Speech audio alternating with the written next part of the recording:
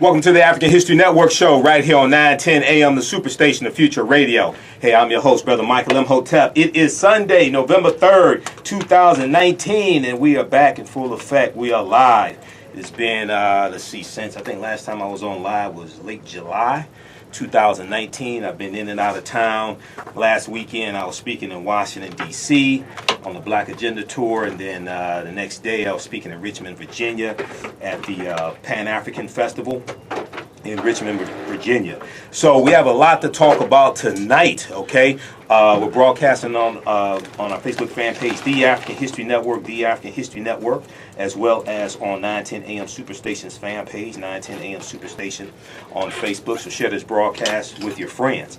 All right, well, a lot of people have been talking about the film Harriet, about the life of Harriet Tubman, abolitionist Harriet Tubman, who escaped from slavery in 1849.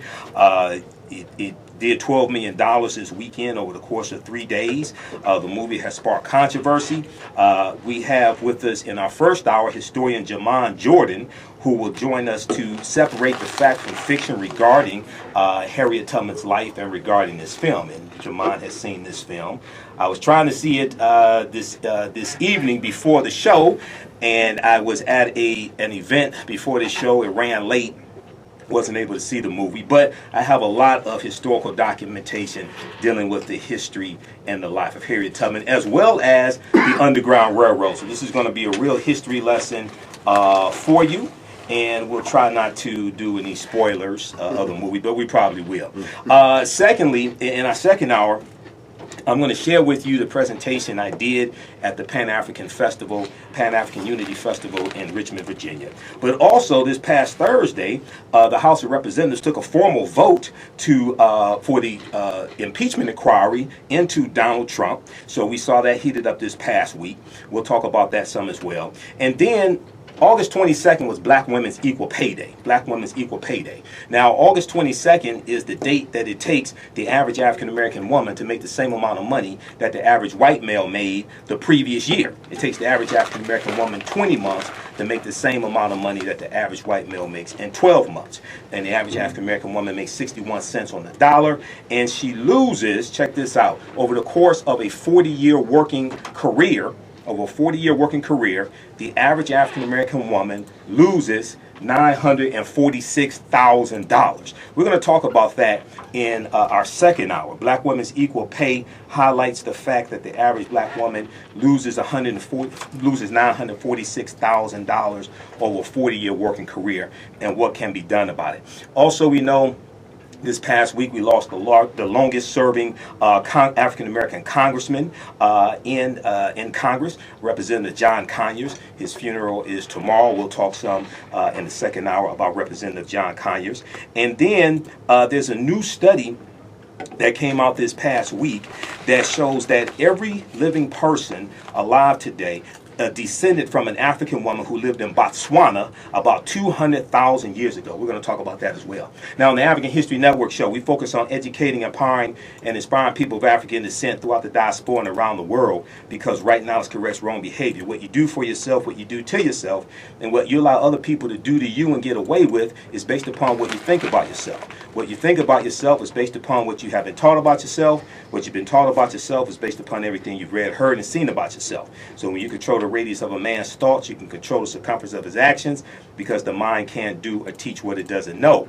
Now, we deal with a number of different topics here on the show. We deal with current events in history, politics, education, economic empowerment, entrepreneurship, relationships, love, sex, health issues, and much, much more. Sign up for our email newsletter. Text the word KEMET, K-E-M-E-T, the 22828 to sign up for our email newsletter. Also visit our website, AfricanHistoryNetwork.com. AfricanHistoryNetwork.com. We have the information right there on the home page to sign up.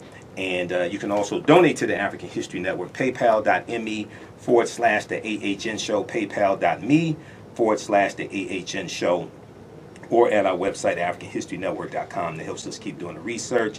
Helps me to cover expenses when I have to travel out of town. I will be speaking in Houston, Texas, the weekend of November 8th and November 9th. We'll be at the Shrine of the Black Madonna on Saturday, Shrine of the Black Madonna Cultural Center. We'll be there with Michi X and Dr. Shauna and Q Butter, and a host of other people. Visit the blackagendamovement.com, the blackagendamovement.com for more information. We also have the information at our website, africanhistorynetwork.com, africanhistorynetwork.com. Well, in the studio with me, we have historian Jamon Jordan. How you doing tonight, Jomon? I'm doing great. Thank you. Thank you for having me on tonight. Oh, absolutely, absolutely. Well, you know, I've had you on the show before. We've been on other people's shows here on 910 AM, the Superstation. We were Facebook friends. I follow. I look at your Facebook posts every day, and I saw some of your posts dealing with the film Harriet. And you have actually, one, you are a historian, yes, which is extremely important. Two, you saw the film Harriet. That's right. All right, and also shout out to Dr. Kafense Chike, yes, yes, who hosts the Get Up Stand Up show, 11 p.m. Eastern Standard Time on Saturday. He's a historian as well, that's right, PhD in Africana Studies. And last night on his show, you know, he talked about the film, and he talked about how he endorses the film. It's good for us to see it. Film's not perfect, but right, you and he are two people who would know more than most of the people who are objecting to it, because you two are historians. yes, that's right. So tell me, what did you think about the film? The film is a good film. Okay, so it's not perfect, right, in history, but no film dealing with history in general, not just African American history. Right. No film dealing with history, if it's a feature film with actors and a director and a script writer and all of that, none of those, no film is perfect. Right. Some are horrible. I mean, they totally depart from history. There's no piece of history, even though they claim to be a historical film. And of course, in those films, they ought not be seen. Right.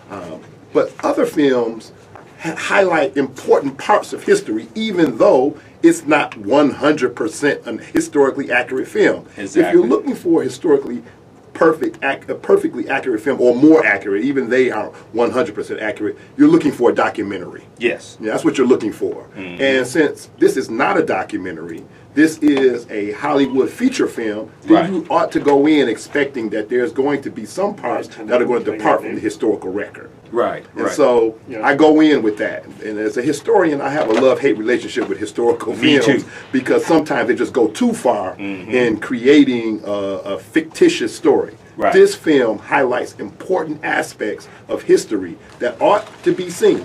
So it's a good film. And like I said, it's not perfect. Right. It's a good film. And I understand that there are people who don't want to see it for whatever reason, and I'm not going to try to convince them that they're wrong for not seeing it. I'm going to tell you the reasons why it is a good film that can be seen. For those people who are not, who are on the fence and don't know whether or not they want to see it or not, I'm talking to many of those people tonight about that film. Well, not only that, in addition to seeing the film, after the film, people should really study the life of Harriet Tubman. That's right. Study the history of the Underground Railroad, the That's real right. history of the Underground Railroad, That's not right. the history that we were taught in school. That's right. And three, study the history of the institution of slavery in this country. That's right. And contrary to popular belief, one of the things I talked about in my when I spoke in Richmond, Virginia at the Pan-African Unity Festival last weekend, and in the second hour I'm going to play that lecture, that speech I gave in its entirety. Codified slave laws didn't exist in 1619 in the British colonies. Okay, those 29 Africans who come into Virginia, Point Comfort, actually Hampton, Virginia, they're put into a form of indentured servitude. The first British colony of the 13 colonies to have codified slave laws was Massachusetts in 1641. They come to Virginia in 1661. They come to the different colonies at different points in time. That's right. The whole way that this history evolves is different than the way most of us think that That's it right. evolves. That's right. That's you know, this is why people should read Before the Mayflower by Lerone Bennett Jr., especially chapter 2. And then go in the back of the book and read the chronology of milestones in history, and go to 1641, where he lays out when codified slave laws come to the different colonies. Okay, so wanted to talk about some of the positive historical references that are made in the film Harriet. So and also, by the way, the film did 12 million this weekend, came in at number 4. Go to boxofficemojo.com, boxofficemojo.com. You can see the weekend tallies. It came in number 4, did 12 million. Go ahead. Yeah, so understand that the film is telling a larger story about the Underground Railroad, the abolitionist movement, and the history of slavery, using the story of Harriet Tubman to highlight as much of this larger history than just Harriet Tubman's history. Exactly. And of course, they highlight some important parts of Harriet's personal history as well. So let's start with the most important aspect of the film, is that it portrays the Underground Railroad and the abolitionist movement in general, but the Underground Railroad specifically, as a black-led movement. Correct. That's one of the problems of the way that many of us learned about the Underground Railroad. I was taught about it almost as a white savior movement. Yes. Particularly Quakers. And exactly. That the Underground Railroad was mainly Quakers saving black people from slavery, and African Americans were just the recipients of the beneficence of white leaders of the Underground Railroad. Right. Now let's understand what the Underground Railroad really is. It's one of the most radical movements in America's history. It is one of the radical wings of the abolitionist movement, which is a much larger movement, not just the Underground Railroad. The abolitionist movement is a movement that's fighting against slavery on many fronts, not just helping them escape from slavery, but the Underground Railroad is one of the most radical parts of the abolitionist movement, and it's led by African Americans. Black people are the leaders of the Underground Railroad. And we were the majority of the people who made up the Underground Railroad. Yes, there were white abolitionists, yes, but we were the majority. And it's important to understand that the white abolitionists don't lose their identity as being heroes once we realize they were allies of black leaders. Exactly. You know, so I know we like to talk about William Lloyd Garrison and Thomas Garrett and Levi Coffin and some of these other leaders of the Underground, these whites who were part of the Underground Railroad, and they're important. They're not less important now that we know that they didn't run the whole thing. Exactly. All right, so once we know that African Americans, Harriet Tubman is not the anomaly. She's not the exception. Right. That's the way the Underground Railroad works.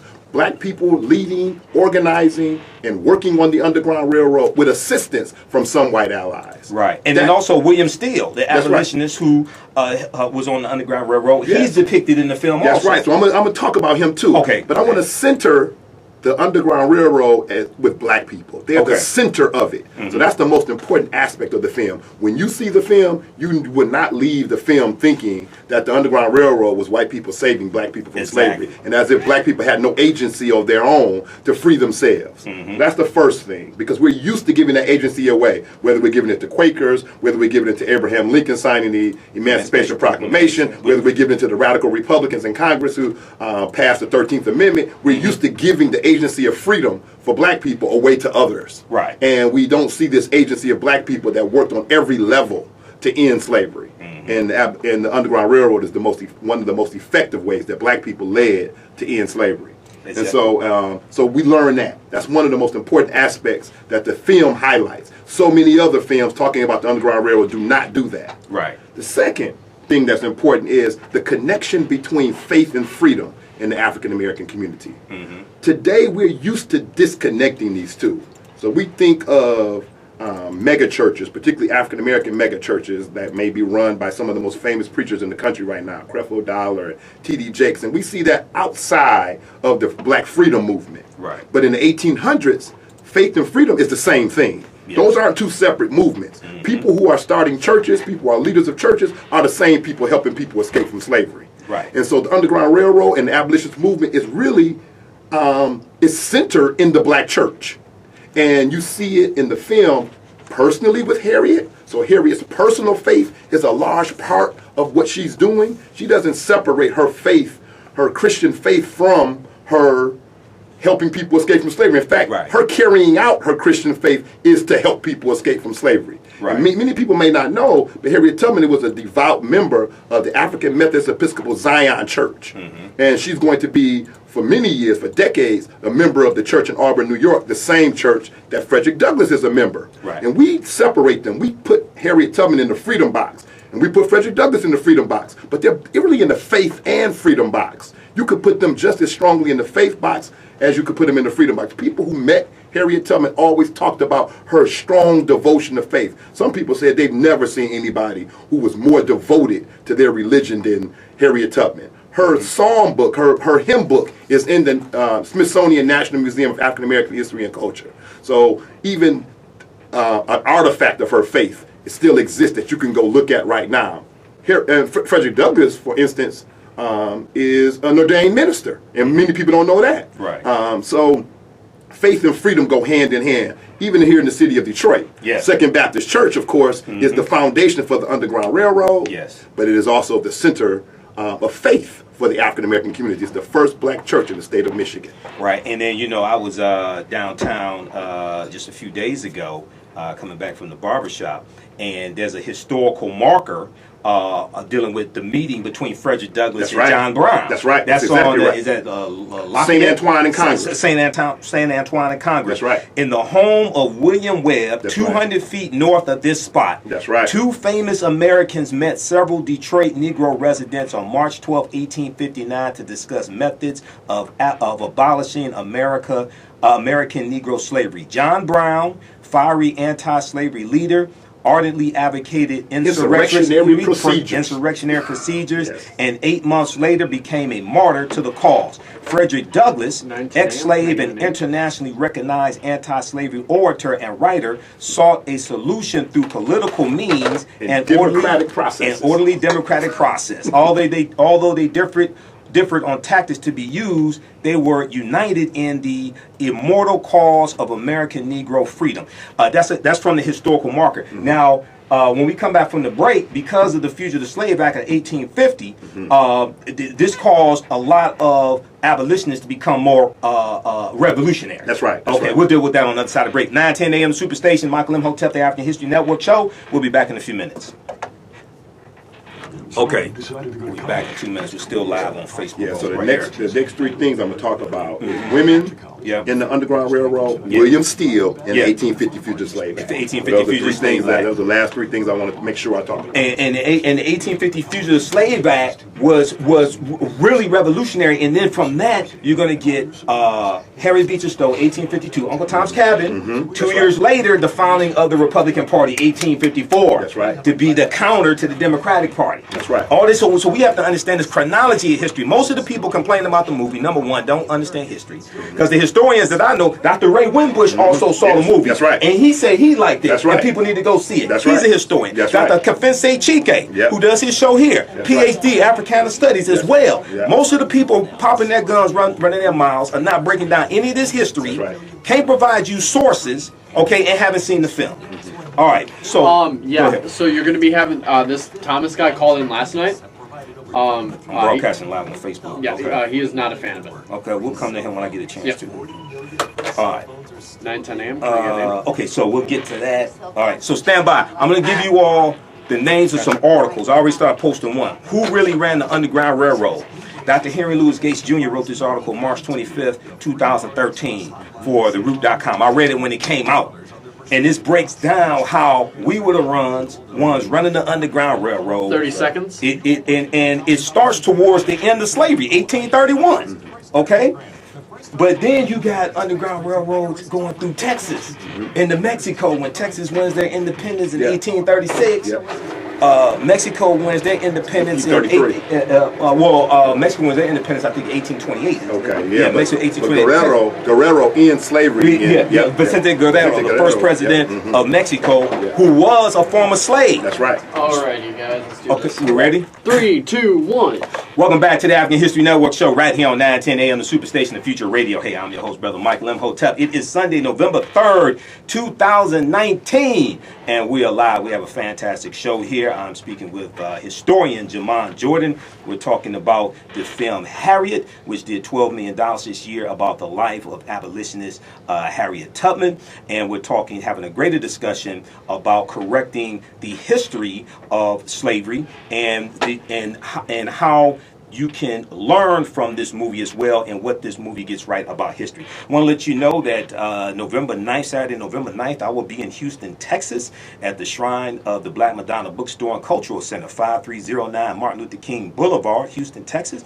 I'll be there with Michi X on the Black Agenda Tour, Dr. Shana Etienne, Dr. Abdul Halim Muhammad, Golden Child Q Butter, hosted by Danette Hollowell. We have this information at our website, AfricanHistoryNetwork.com, AfricanHistoryNetwork.com. There's a link there to the blackagendamovement.com, blackagendamovement.com. You can get your tickets, and then there's a Friday, 6 p.m. to 8 p.m. Community organizing forum. I'm not sure the location there. That Friday event is free. If you'd like this type of information, you can donate to the African History Network, paypal.me/the AHN show, paypal.me/the AHN show. Or at our website, AfricanHistoryNetwork.com. It helps us keep doing the research, pay the bills, stay on the air. Helps to cover expenses when I have to speak out of town also. And we have a new bundle pack, 6 of my latest presentations from this year. The Black Migrations bundle pack is 60. We have it in digital download format, and it's on sale this weekend. That's on sale, what is it, $40, I think it is on sale. So we'll post the link here, and it's on our website, AfricanHistoryNetwork.com. All right, so we're speaking with Jamon Jordan. So Jamon, right before the break, we were talking about the film Harriet. We talked about how it was African Americans who were the ones in control of the Underground Railroad. That's right. A good article that people should read is from TheRoot.com, March 25th, 2013, written by Dr. Henry Louis Gates Jr. I'm not a big fan of Gates, but he does do some good research, and I give him credit for that. Who really ran the Underground Railroad? Who really ran the Underground Railroad? And he breaks down a lot of this history. And then also we were talking about the Fugitive Slave Act of 1850. That's right. What was the Fugitive Slave Act of 1850?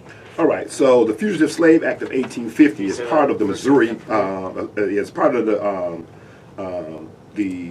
Missouri Compromise. 1850 Compromise. Yeah. It's part of the 1850 Compromise because the United States is expanding, and slave states really want the United States government to stand behind slavery. Right. Because, of course, many of the free soilers, and those are people who do not want the new territories to have slavery. So they're not abolitionists. Free soilers aren't all abolitionists. Right. Free soilers just believe that these new territories shouldn't have slavery. Right. And that slavery should not be expanded throughout the country. Right. They have different reasons why. They have different reasons why. Because one reason is because enslaved Africans provided competition for white workers. For white workers. That's yes. right. So, because you can't work cheaper than free. And the Southern leaders are trying to press the government to do something to stand behind slavery. Right. One of the things they get out of that is the 1850 Fugitive Slave Act, which is the most strict fugitive slave law that America's had. America's had 3 fugitive slave laws, one inside of the United States Constitution itself. Right, Article 4, Section 2. That's right. And then the second one, the Fugitive Slave Law of 1793, which is passed 2 years after the Haitian Revolution that started. Right, which is one of the impetus for that Fugitive Slave Act. And then, of course, the most strict Fugitive Slave Act, which is the one in 1850, which is just passed a couple of months after Harriet Tubman has escaped. Right. So she escapes in 1849. And so a few months later, the Fugitive Slave Act is passed. Right. So I'm going to talk later about the Fugitive Slave Act. So we've already talked about the fact that the black people led the Underground Railroad. Sure. That's an important aspect of the film that you get. Another important part you get from the film is that faith and freedom go hand in hand for African Americans in the 1800s. In the abolitionist movement, these are the same people. People who are starting churches are the same people helping people escape from slavery. Right. So that's one movement. The third part is women. History is less patriarchal than the way we tell it. And so what I mean by that is when stuff happened, women were doing all kinds of things. Right. When we tell it, many times we tell it as if men did it all. Right. And so we talk about the men and don't focus on the women. Now, Harriet Tubman is not one of those people. We all have heard her story. But they created a character in the film, Marie Buchanan. And although she's a creative person, she's indicative of what many women were doing during the Underground Railroad. She may be a composite character. She's not a real person, but what she is, there's many women who are helping black people escape from slavery. They are running stations on the Underground Railroad, which are safe houses, places where you can hide. Right. Women are doing those things. So when we look back at the history, we find women are in all these different roles in the Underground Railroad. But when we talk about it, we focus primarily on men. So that's another part that comes out in the film. And of course, 2 characters in the film. One is the 1850 Fugitive Slave Act, which is really like a character in the film, and William Steele. William Steele was considered the director of the Underground Railroad. Right. This black man who many people know nothing about. Many of us know about Harriet Tubman, and we know about Frederick Douglass, but we don't know about this guy, William Steele. And so the filmmakers did a great job in trying to bring this man to public knowledge. People who don't know this man in Philadelphia, this wealthy black man in Philadelphia, who is funding the Underground Railroad, which would mean he would be called a stockholder on the Underground Railroad. He's a station master on the Underground Railroad. He's hiding people. Right. And he's also doing historical research because he's writing the stories of the people who come through his station. And so that we learn more about the Underground Railroad. These stories won't be published until after the Civil War, but it's how we learn so much about what the Underground Railroad was doing. Some of his stories are about people that end up coming to Detroit, into the Detroit part of the Underground Railroad. William Steele is in high connection with George D. Baptiste and William Lambert and William Webb and many of the other leaders of the Underground Railroad in the city of Detroit. And so we can connect these stories of the Underground Railroad largely because of the work and the painstaking work of William Steele, who is portrayed awesomely in the film.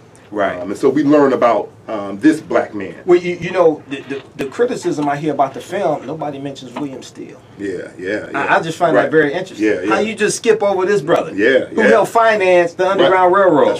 That's right. So how can you miss that? It's one of the most important aspects of the film, but it's one of the most important aspects of history that people have skipped over. Well, when you don't know who he is, it's easy to skip over. Right. So he's not a made-up character.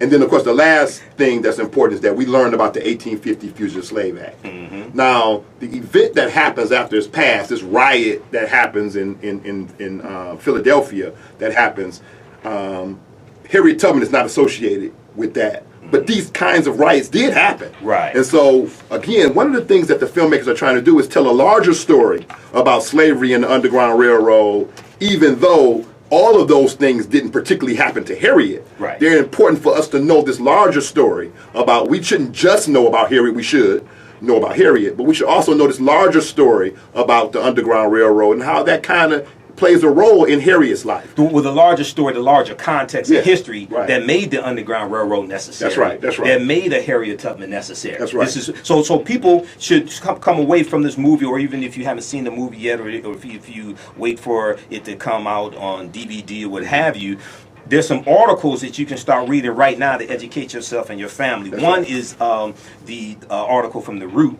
And I'm not a big fan of The Root, but still, you know, a broken clock is right twice a day. Who really ran the Underground Railroad? Who really ran the Underground Railroad by Dr. Henry Louis Gates Jr.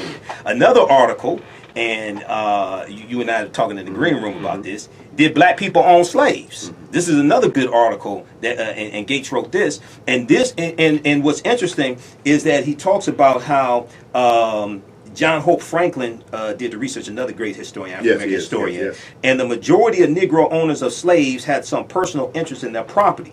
And basically about 1% of the same, like in 1850, about 1% of the enslaved Africans were owned by other African Americans, but about 50% of those were family members that we bought out of slavery. That's right. Now in the film, and then when we study the history of Harriet Tubman, you see something very strange. That's right. You see an enslaved African American woman married to a free African American man. That's right. John Tubman. That's right. Talk about that for a minute, please. So one of the things that's another important part that I forgot to bring up is that the Underground Railroad is structured, of course the black church is a foundation of it, but another foundation of the Underground Railroad is family. Yes. It is really the connections of families, and most people are escaping because of something going on with the family. Someone's being sold away. When Harriet Tubman first escapes, which is, they don't show that in the film, but her first escape attempt is with her brothers. She first attempts to escape with her brothers, and they turn back. And so she's forced to go back. The next time she escapes on her own. But when she comes back first for her husband to help free, even though he's free, his life is constricted. His freedom is constricted because he lives in a slave state. Exactly. And so there were laws regulating the movements of free African Americans during slavery and slave states. That's right. And so she's coming back first for her family, her husband. He is, of course, now remarried, and so she does not end up escaping with him, but she escapes with other members of her family. And she goes back over and over, first for her family and then for many others. And so the Underground Railroad is largely about family. Detroit's stories of the Underground Railroad wouldn't exist if it wasn't for these families, the Lees, the Cooks, the Richards, the DeBaptistes, the Lamberts. These families are integral to understanding. Thornton and Ruth of Blackburn, Lucy, she would change her name too. This is important. You'd have to understand that family is the foundation, even for people who stay. So in the film, you're going to see a part where someone stays and doesn't escape with Harriet. But the reason they stay is about not wanting to break up the family. Exactly. And so the reason why Harriet's going back is to free family, but the reason why some people don't go with her is they don't want to lose their family. And one of the things, when you read the article by Dr. Gates, and this is a 7-page article, one of the things he talks about how is the majority of the people who ran away on the Underground Railroad were either teenage males or in their early 20s who didn't have a family, didn't have children, things like this. And in general, it's going to be harder for a family with little children to run away for a number of reasons. That's right. Okay? But what we see when we study this history, we see that many African Americans chose to stay in slavery, not because they loved the slave master or they loved slavery, but because they loved their family. That's right. They wanted to keep the family together as much as possible and try to protect their family as much as possible. That's right. So another good article to read, now this just came out November 1st, 2019 from the Washington Post. What Harriet gets right about Tubman. What Harriet gets right about Tubman. In the 1850s, abolitionists, including black women, fought for freedom by force. Now, this just happens to be written by an African-American female historian, Kelly Carter Jackson, who is an assistant professor in the Department of Africana Studies at Wesley College, and author of the book Force and Freedom, Black Abolitionists and the Politics of Violence. The name of this article, once again, What Harriet Gets Right About Tubman. Let's go to the phone lines quickly. Let's go to Thomas, line 1. Welcome to the African History Network show, Thomas. Thanks for holding. Yeah, thank you.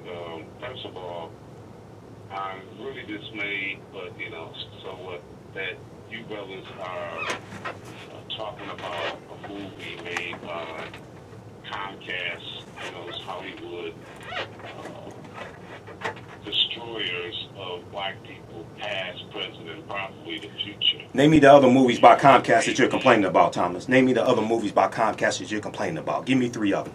1, 2, name them. Name me the other movies made by Comcast that you are complaining about. I'm not getting beefy. You're the one that brought it up. So I'm asking you a question. Thanks for calling, Thomas. Let's go to Mr. Detroit. See, now when you ask them a direct question, they can't answer the question because they haven't even thought about the question to come up with an answer. Name me the other movies from Comcast that you are complaining about. Let's go to Mr. Detroit. And Mr. Detroit, welcome to the African History Network show. Thanks for calling. Thanks for holding.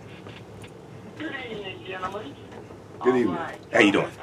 Y'all talking on something that you done touched on the Underground Railroad in Detroit, and I'm Mr. Detroit. That's one of the fourth here, right? So that's one of the fourth reasons what I'm fixing to say. Now, I done ran this before several times on the radio. Okay. Just in case you missed it, here it is here. Due to our black rich history, Detroit is the baddest city in the world for 5 reasons. Detroit is the baddest city. I think I heard you say this before. Go ahead. You heard me. I think I read this on your show. Right. Okay, now take it. Number 1 is Ralph Bunche. Ralph Bunche was a half-breed, just like Obama. He went to Harvard, just like Obama. Obama, the president of the United States, runs the world. Okay, so Obama ran the world for 8 years. Ralph Bunche ran the world for 20 years. He brought peace to the Middle East, independence to the Middle East, and he got some African countries they independent. Second is Joe Louis. Joe Louis beat the Nazis. Third is Elijah Muhammad. If it wasn't for Elijah Muhammad, wouldn't be no Minister Farrakhan or Malcolm X. So Detroit is Mecca to the Or Cassius Clay, who became Muhammad Ali. of America. Or Cassius Clay, who became Muhammad Ali. Go ahead. Show you right. So Detroit is Mecca to the black Muslim brothers and sisters of America. Fourth is the Underground Railroad. All the slaves that came this way, once they crossed the Detroit River, they was free. And everybody know what number 5 is, Motown music. All right. Detroit Detroit is the baddest city in the world due to our black rich history. Y'all gentlemen have a nice evening. All right, Mr. Detroit. Thanks for calling. All right. Now I'm going to come back to you because I think there was something, another point you wanted to make, Jomon, and we'll go back to the phone lines in a few minutes. We're coming to you, Lawrence. So stand by. Another good article to read. This is from the New York Times, October 23rd, 2019.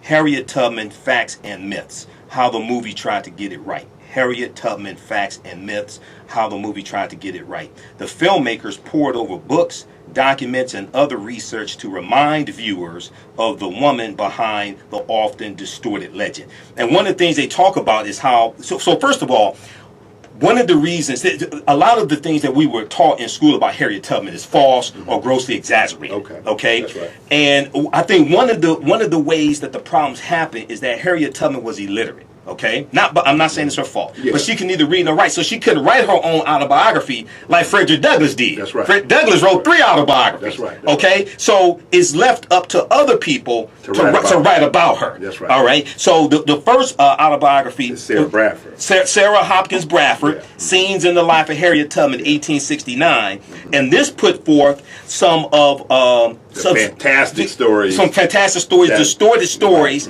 about Harriet Tubman. One was dealing with having freed about 300 slaves. Yeah. When it was really more about 70. Not to diminish what Harriet did, but this is what Harriet talked about herself. Yeah, I want to address that. So, go ahead. So Harriet Tubman, people know or should know that she was a Union soldier. She was a spy and a scout for the Union Army. War. For the Union Army during the Civil War. And during the war, African Americans, black people who fought in the war, were paid a lower salary than white soldiers. If you saw Glory, that was one of the important highlights of that historical film. That they showed that the black soldiers protested the fact that they were being paid less than white soldiers. Well, that happened to Harriet too. As great as Harriet was, she was discriminated against in the Union Army with her pay. After the war was over, she had to fight to get her pension. So that took years. When she finally gets her pension, it's not substantial. And then it's a fight again. Sarah Mae Bradford, who was really like a fan. She's a writer, but she's a writer, but she's a fan of Harriet Tubman. She's trying to raise money to help Harriet Tubman. So she writes this book with stories that kind of she stretches the truth. Making Harriet, who was already a superwoman, you don't have to really add anything to it, but she did to try to even sell the book to even more people. And so that helped raise some funds for Harriet Tubman, who for a period of time after the Civil War was really struggling to make ends meet. And so that's part of the reason, the impetus for that first biography that Sarah Bradford writes about Harriet Tubman.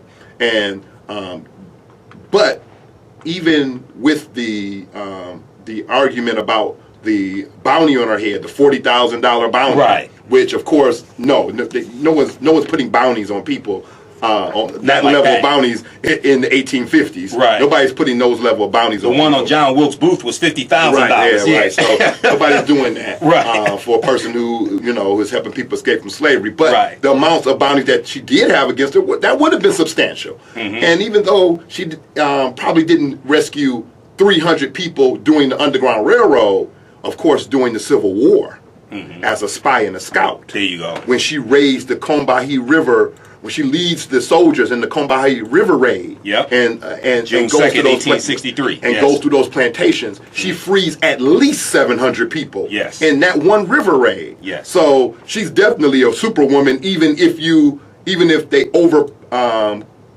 Sarah Bradford exaggerated during the Underground Railroad period, during the Civil War. She frees over 700 people in just one river raid. So she's still a superwoman, no matter how you slice it. I do want to address, I know some of the problems that people have with the film. So let's first, we already had a caller call in about Comcast. And you posted about the lawsuit. So I want to say about Comcast that my defense of this film is not dealing with the Comcast issue. The Comcast issue needs its own discussion. And I want to separate that from talking about this film, Harriet. And of course, Comcast is involved in a lot of stuff that people watch and to I'm not saying nobody's talking about boycotting all this other stuff Comcast put out. I just find that very interesting. And I'm going to say that if you want to boycott Comcast, I'm not frowning on you for that. But be clear that that means a lot. So no channel, no WDIV, no NBC, no MSNBC, no MSNBC. Get rid of your Comcast cable. Don't go to get rid of your Xfinity. Now, so if they did all of that, then I could say, okay, that makes sense. But if you want to take this movie and none of the other movies Comcast put out, that don't make no damn sense. I'm sorry. Right. So sometimes it is black creation that bears the brunt of our antagonism, our disagreements with white corporations. Right. We are upset with white corporations, but we take it out on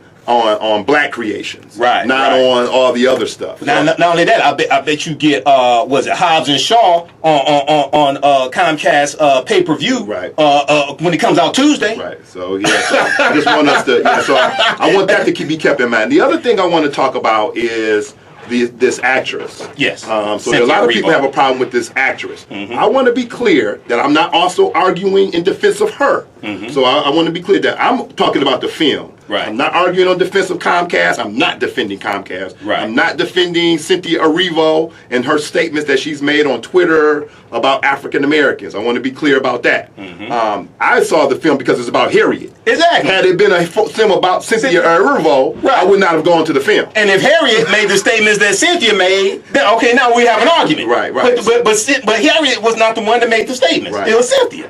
The movie's not about Cynthia. It's about Harriet, William Steele, the Underground Railroad, black abolitionists, family, faith, all of that. So she's an actress, and I'm sure that many actresses and actors in many films that we love have said or done some things that we don't like. Just go back in their timeline far enough and you're going to find something you disagree with. Now, I'll critique what they did, but that doesn't mean that I don't like the film they played. Exactly. All right, so that's the second thing I want to say. And then, of course, the third thing that a lot of people have a problem with is the created character in the film who, I'm not going to give his name because I've done enough spoiling today as it is. I don't want to spoil it all you don't want to tell his name? But there's a black slave catcher in the film. Right. And this, of course, this particular character is created. But I want you to understand something. The idea of blacks being slave catchers is not a created idea. Exactly. That is historical. There were some people who were paid by whites to help them capture people who had escaped. Well, so that they still got something to right. So the the idea is true, but not that particular character. Right. But what people have been distorting is the idea that it was this man who was the major antagonist of Harriet in the film. He is not the main antagonist. Exactly. The slave owner, the white slave owner of Harriet, is the main antagonist of Harriet in the film. This guy is an ally, an employee who works for this white slave owner. And then the other part that people are saying is that it was the white slave owner that saved Harriet. And so they made the slave owner the savior. That is a strong distortion of what really happened in the film. And I don't want to tell what happens in the film. You really have to see it, but I will outline the fact that there is a part where the black slave catcher is about to kill Harriet, and the white slave owner doesn't save Harriet. What he does is he wants to be the one to capture Harriet, not this black slave catcher. He wants to be the one so that he can torture her and either sell or kill her. That's the reason why he deals with the black slave catcher the way he deals with him, not because he was trying to save Harriet. It's distorting the truth to come up with, you really got to dance all the way around the film to try to come up with the black guy was the bad guy and the white guy was the hero. Well, it's easy to do that, Jomon, when you haven't seen the film and you're going off of BS you see on social media repeating nonsense. Right. It's easy to do that. Right. The same effort to sabotage the Nate Parker movie, Birth of a Nation, about the Nat Turner Rebellion of 1831 in Southampton County, Virginia. Right. We see the same effort here. Yeah, you got to separate well, I don't say you have to, but I many times have to. And there's sometimes you can't. I understand if that's your conviction, if that's your spirit that you can't separate the two, then you have to do what you have to do. But many times I have to separate the lives of the actors from the roles they're portraying. So I saw Birth of a Nation. Yeah. Even though all of those allegations, of course, in the stories about Nate Parker was going on. Of course, his career has taken a major dive because of it. Right. But the film, the story of Nat Turner, is a story that we ought to have seen. Well, not only that, people have been trying for about 50 years to make a theatrical movie about Nat Turner. Right. And he pulled it off. People have been trying for decades to make a theatrical movie about Harriet Tubman. There was the 1978 made-for-TV movie. Starring A Woman Called Moses. A Woman Called Moses, right. But this was the first one in the theater to focus on Harriet Tubman. That's right. And I also want people to go back and get A Woman Called Moses. Go back and get that. You can get it on DVD. You can go and get it on however you order your films. YouTube. Might be on YouTube. Yep. Go back and watch that, because even that film highlighted some very important parts of Harriet Tubman's history that sometimes we don't talk about and we've forgotten. It came out as a 2-part miniseries. And of course, this is in the era of Roots. So Roots had come out the year before, and so there were people trying to make other films about other stories, and Harriet Tubman came out the next year. And then I saw some people saying, well, why are they making another slave movie after the film Black Panther? Well, you have to understand, this movie was 5.5 years in the making. Right. Movies just don't come out they don't just come up with a concept, write the script, film it in like a year. And the other thing is, these are years in the making. When people say, I don't want to see no more slave movies, or I'm upset about slave movies. Harriet Tubman, that's really how we think of the story of Harriet Tubman, that it's just another slave movie? No. How are we going to talk about Harriet Tubman? Yeah, you got to talk about slavery, right. But it's no way that you can skip over talking about the story of Harriet Tubman and people like Nat Turner and Denmark Vesey and Frederick Douglass. You got to talk about these people. And if you view that as just another slave movie, then you're historically naive and intellectually dishonest about really talking about history. Because no way that you can talk about these icons of black history without, at least on some level, discussing slavery. Right, and I'm critical of slave movies in general, but Nat Turner and Harriet Tubman were two different types of slave movies. Even 12 Years a Slave, which I didn't see in the theater, because in general, I don't, people who know me know I don't go see slave movies in the theater. Even Nat Turner, I couldn't see because it's too traumatic to me. The last thing you want me to do is go see a slave movie in the theater, because you're going to see me on 11 o'clock news. I'm just telling you right now. So I have to watch it like in 20-minute increments. And like when I watched Django, and that wasn't even true. Right. When I watched Django, because I was talking about it on one of my shows, it took me 3 days to get through that movie. That's right. And that movie wasn't even true. Right. Okay, so we're coming up on the break. Let's go to the phone lines. Let's go to Lawrence. Hey, Lawrence, thanks for holding. Welcome to the African History Network show. Go ahead with your question or comment, Lawrence. Where you calling from also, Lawrence? First of all, I want to say thank you guys for the knowledge that you guys dropped today. It was well worth the wait for me to sit up here. And I also want to say personally, I'm glad you're back on the radio. I kind of tuned out this station. And then the day I listened to it, and you back on. So I'm a supporter, and I'm going to support you in other ways also. Thanks, my man. But I want to say this here. I watched the movie last night with my wife. Okay. She hates one of these types of movies with slavery in it. Because the brutality that's in it is always depicted like homicide. It was beaten and it was enslaved. And that's understandable. That's understandable. Let me say this. Go ahead. Let me say this, brother. This movie here that I watched last night, it seems like the writers purposely left that part of. They showed a few when they take off the shirt, they show the whips and so forth. But a movie like this, you can be a white audience and walk away pretty comfortable. That maybe it wasn't that brutal of an experience. This my feeling. Your guess might be different, but you did not see the brutality in this movie. So even a lot of little kids, in some scenes, people in the audience that were sitting out there with us was laughing. It was like some comical. So we're coming up on the break, Lawrence. So I'm gonna let Jomon respond, but we're coming up on the break. But one of the things with this having a PG-13 rating, I think they had, and you got to keep in mind, oftentimes there are deleted scenes. and scenes are deleted, so it may get a PG-13 rating, or it may get an R rating if it's too extreme. But by having a PG-13 rating, it can reach more children. And our children need to see this movie. The parents need to see this movie. Just one second. Their parents need to see this movie, because I do lectures around this country.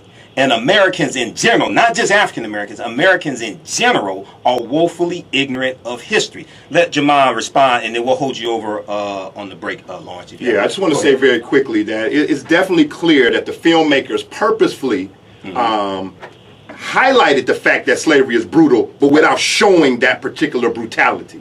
So they showed you the effects of the brutality without showing you the actual brutal incidents, because many people cannot take it. And that's been a major critique. Sadly, on one level, that's been a major critique of slave movies, that it's just too brutal. And people 12 Years a Slave. 12 Years a Slave. And the beating of Kunta Kinte in Roots, when they wanted him to change his name to Toby. Some people just cannot take it, and because of that, that's been a major critique of slave movies. I'm not going to see no slave movie where they're going to beat the guy. So a lot of people say that kind of stuff. Now me, I go to them either way, whether they're full brutal or, because if to me, if you can go see Boys in the Hood and Minister Society and see the brutality in those kinds of films, then I feel like I got to make myself go see 12 Years a Slave, which of course was very brutal. And so, but the filmmakers, I'm clear on the fact that the filmmakers purposefully showed you the effects of brutality, but didn't show you the actual brutality happening. And they purposely did that so that it would allow people who would otherwise not be able to take the film to be able to take the film. Exactly. And at the same time, you can educate people on that as well. But one of the biggest things that people should take away from this film, or even if they don't go see the film, one of the biggest things people should take away is to research Harriet Tubman, separate the fact from the fiction, read the articles that I'm giving you all, because I've gone through and read all these articles, okay? Another good one is Myths and Facts About Harriet Tubman from the National Park Service. Myths and Facts About Harriet Tubman from the National Park Service. The majority of the information we were taught in school about Harriet Tubman is false, okay? It's just like the myth. Harriet Tubman sang "Swing Low, Sweet Chariot," wade in the water, and followed the drinking gourd as signals of the Underground Railroad. Well, "Follow the Drinking Gourd" was written and performed by the Weavers, which was a white folk group in 1947. But a lot of this stuff was taught to us as children, and it's just false. But this is a time for the truth to come out. Okay, so you got to get out of here, right? Yeah, I can stay a little bit longer. Okay, we're gonna hold by popular demand. We're gonna hold Jomon over against the break. After the break, you listen to 910 AM, the Superstation of Future Radio. I'm Michael Imhotep, the African History Network show. We'll be back in a few minutes. African American business owners, post the name of your business here on the thread of the broadcast. We'll let you know how you can advertise with the African History Network. Email us at customerservice@africanhistorynetwork.com. Customer service at AfricanHistoryNetwork.com. Current promotion, get 3 months for the price of one. We'll let you know how you can advertise with us. So we have a couple new advertisers. Also, if you are in the market to buy a car, you want to visit Car Marshall. Now, visit Car Marshall to purchase a new or used car. And I'm going to post a link here. Click on the link below. And Car Marshall will help you find and negotiate buying a new vehicle. They have over 100,000 new and used cars from dealers. And Car Marshall, you shop, they negotiate. Okay, they make it very easy for you. We'll post a link here for Car Marshall. You can use this website to find cars all across the country, and they connect you with African American dealerships, and they can also connect you with lending sources also. The day you lose your strength. All right, stand by. Okay, so and then go 10-15 minutes. Okay, that's cool. Yeah. And then so wrap up with your last comment. What I'm going to do, I'm going to share this paragraph here. Okay. This is from. Did you see this article? From New Yeah, York I've seen Times? that article. Yeah, I've seen that. I got all, man. I went through, read all these, man. I stayed up late last night reading through all these articles, and most of the people who are complaining about the film are not going to share any of these articles. They may share one or two, but not share them and really put them in the proper context. Okay. So, all right. All right, guys, we'll be back in a few minutes. Hey, if you like this type of information, you can donate to the African History Network. PayPal.me/the AHN Show. PayPal.me/the AHN Show. Or at our website, AfricanHistoryNetwork.com. Hey, JT, do me a favor. Can you turn that down to here a little bit, please? Yes. And also at our website, AfricanHistoryNetwork.com. I will be in Houston, Texas, with Michi X and Dr. Shauna Etienne and Q Butter for the Black Agenda Tour. This is November 9th at the Shrine of the Black Madonna Cultural Center in Houston, Texas. Okay, so we're going to post that information here also. Here we go. Let's see. We'll post that information. How's everybody doing tonight? Share this broadcast on your Facebook page. Invite your friends to tune in also. This type of information you're not going to get most other places. Okay?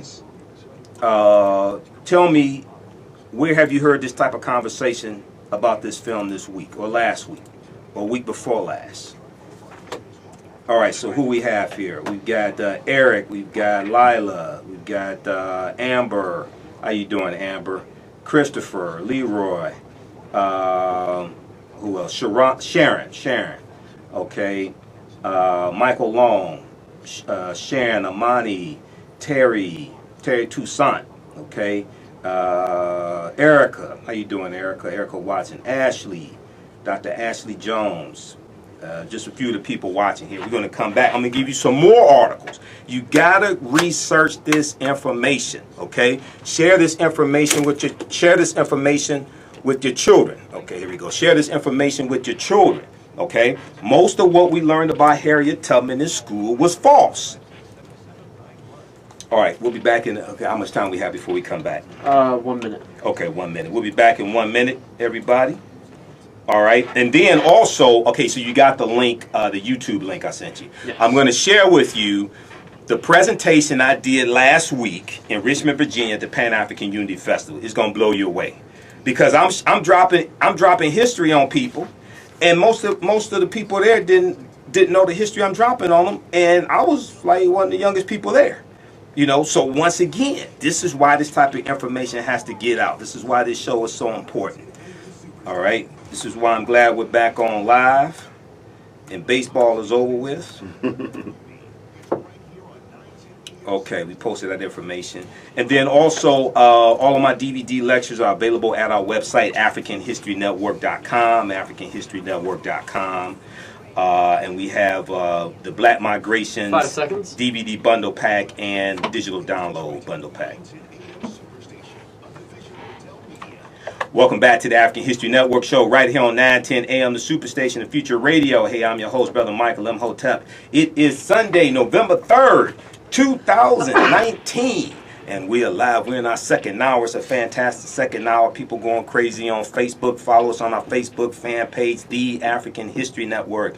The African History Network. You're not going to hear this type of conversation many other places. I'm speaking with a fellow historian, Jamon Jordan. You've seen him here on the African History Network show. You've heard him on 910 AM, the Superstation. We're discussing the film Harriet, about the life of Harriet Tubman. Yes, the film Harriet has sparked controversy, and we're separating fact from fiction. And Jomon has seen the film. I haven't seen it. I've read a lot about the film. I've read a lot of historical articles about Harriet Tubman, as well as what the film gets right about history. So, Jomon, go ahead. Right before the break, we were talking about the film, yeah. And I was talking about how one of the myths about Harriet Tubman that we learned in school is that she sang "Swing Low, Sweet Chariot," wade in the water, and follow the drinking gourd as signals on the Underground Railroad. Follow the drinking gourd wasn't written until 1947. Slavery ended a few years before that. It ended in 1865. Okay, and then also "Swing Low, Sweet Chariot" was written and composed after the Civil War by an Afro-Cherokee Indian living in Oklahoma. So that's not true either.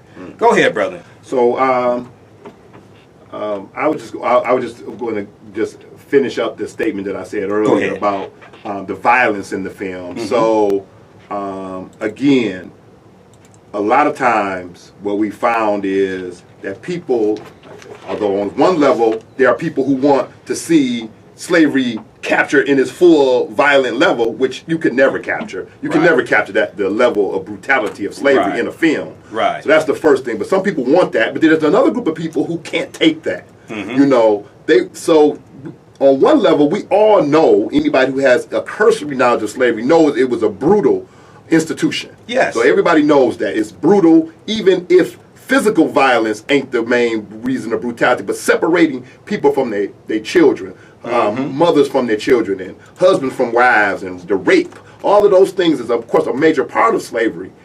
What the film does is show you that that is the case without actually showing you it. You don't get to see it actually happening. Right. So that is important, and I do feel that the filmmakers did that on purpose. Yeah, I think so too. To make it palatable for people to know the history, that it was brutal, but not actually see it on screen. Go see it. Yeah, you don't have to always see the full brutality on screen. There are war movies that that war is brutal. You know war is violent, but you don't get to see a person's head explode. Right. You know, you don't get but then there are other war movies that show you a head explode. So everybody can't see all of those things. And I think this is one of those films where the filmmakers did it purposefully.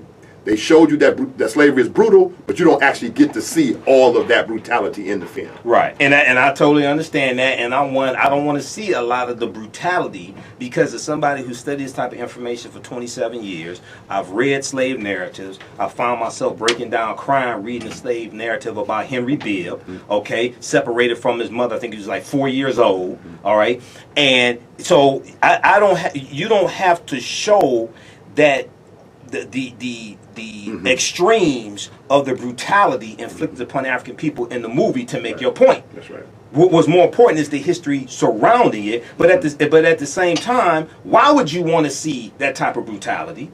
And if we talk about the trauma that's inflicted upon us from seeing African Americans shot and killed by police in viral videos, then what type of impact do films that show the extremes of the horror inflicted upon us and the brutality inflicted upon us? What type of impact does that have on us as well? Let me share this here. So this article from the New York Times. I've got about 7-8 articles for you all, so I hope you all write these down. October 23rd, 2019, Harriet Tubman, Facts and Myths, How the Movie Tried to Get It Right. On page 2, I'm just going to share this paragraph with you here. Among the sources that the filmmakers consulted was the first biography about Harriet Tubman, Scenes in the Life of Harriet Tubman, 1869, by Sarah Hopkins Bradford, we talked about earlier. And this was a problematic book that included several inaccuracies, the number and nature of her rescues, for example, and set the stage for inaccurate accounts about Harriet Tubman to come. Now, Sarah Hopkins Bradford, who was white, interviewed Harriet Tubman, but, quote, she was used to writing about Peter the Great, Christopher Columbus, these great white men, end quote, said Kate Clifford Larson, who's author of the Tubman biography Bound for the Promised Land. And Kate Clifford Larson is also an advisor on the film Harriet. Kate Clifford Larson went on to say, quote, so when she listened to Harriet Tubman, she just didn't pay attention. And she also had her own racist views about black people, so the language she used in the biography was offensive. And we talked about one of the among the oftentimes repeated myths about Harriet Tubman. And until recently, I saw this and I thought it was true, but I didn't see a lot of documentation for it. But there was a $40,000 bounty on her head, a preposterously high figure at the time. That'd be millions of dollars a day. That's right. When the reward for the capture of John Wilkes Booth was $50,000. I can't remember if I said John Brown earlier, but John Wilkes Booth, $50,000. So John Wilkes Booth, for those who don't remember, killed Abraham Lincoln. That's right. The bounty for him was $50,000. Quote, Larson said, if it were that high, $40,000, she would have been caught. Larson said in the film, we see posters citing a more reasonable $200 to $300, but the research I've seen shows the bounty was $100 for her. Yeah. Right. Okay, go ahead, brother, because I know you have a few more minutes. So again, there's outside issues that people have a problem about this film, and I don't want to address those outside issues. I think each one of those outside issues deserves its own forum, and on some level, I understand. Right. So I understand that people have a problem with Comcast. I understand that people have a problem with the sister who plays Harriet Tubman. So these are outside issues that ought to be discussed. And if you feel that you can't separate these two things, then I understand your convictions of not seeing the film. But hold that same standard for all the other movies too. I hope that people are consistent in their outrage. I do hope that they're consistent. But then the other thing is, I want to deal with the history, because of course I'm a historian, so I want to deal with the history part of the film, and that the film is not perfect because it's not a documentary. It's not meant to just highlight only historical facts. It's a film. It's a feature film. It's trying to attach or grab a larger audience than people who are just interested in history. And so because of that, I go to the film expecting that they're going to have some what we call Hollywood in there. Yeah. I go in expecting that. But what they highlight that are historical, that is historically accurate, what they highlight is so important that it overthrows the historical inaccuracies of the film. Because the things they highlight are so important and ought to be seen on a large screen. You ought to see the fact that black people are the leaders of the Underground Railroad on a large screen. You ought to see the fact that faith and freedom go hand in hand for black people in the 1800s on a large screen. You ought to see that women are leaders and activists in the Underground Railroad and the Abolitionist movement on a large screen. You ought to see who William Steele is and learn a little bit about this man on the large screen. So some of these things you ought to have seen in a real film, because we've seen, of course, Schindler's List won an Oscar, a whole bunch of them. We've seen films about Vietnam that have won Oscars. We have seen films about presidents like Lincoln that have won Oscars. But when it comes to films about African American history, we are going to be sticklers about history and not go see the film. Some of us are so sticklers about history. Like Lincoln, that film was totally accurate. But it won an Oscar, and people went and see it, and people still see it. Schindler's List, that wasn't the full historical story of Oscar Schindler, but we went and saw it. We went to see all of those Vietnam films and those World War II films, the one that Tom Hanks won the Oscar for. Forrest Gump. Not Forrest Gump. It's about the brothers. One brother gets brought back. He's trying to come back because his brother died. I can't think of the name of that film for right now, and just so many of those films that have all kinds of historical inaccuracies about them, and they're accepted. But when the black film has some, and let me be clear, there are films we like, that have a whole bunch of historical inaccuracies. Because I was about to come to Malcolm X and Rosewood. I was about to come to that. Hidden Figures. Selma. These are great films. But all of them have significant historical inaccuracies. But what they have is what they highlight is so important that we see that overthrows the historical inaccuracies in the film. Let me come to this quickly, man. So one, in the green room, you and I were talking about this. So one, Malcolm X. I love the movie Malcolm X, right? But there were historical inaccuracies. First of all, Brother Baines didn't exist. No, he's a creator. He's a creator. He's probably a composite character. Now there was an old African American prisoner named John Bembry. John Bembry was the one who told Malcolm to use that time in prison to educate himself. Malcolm was already studying and reading before he found out about the Nation of Islam from his siblings. Okay, so Brother Baines didn't exist. Also in the film Malcolm X, which is a fantastic movie. When it came out in '92, I went to go see it twice, and then I watched it every time it came on cable. Muhammad Ali is not depicted in the film. How you talk about Malcolm X and don't talk about Muhammad Ali? When we look at the movie Rosewood from John Singleton, excellent movie. Great. The main character played by Bing Rames is a fictitious character. The character of man did not exist. That's right. I did a lecture this past February for African American History Month dealing with the film Rosewood. There were a number of historical inaccuracies. The character of Sylvester Carrier, played by Don Cheadle, okay? He didn't ride out of the town in his mother's coffin. He was killed on his on his porch. After they shot his mother, Aunt Sarah, he shoots two of the deputies and he gets shot. That's right. So, but to make the film, if they told like the real story that actually happened, nobody would have gone to see it. People been so sad. They've been like, there's no redeeming. Story.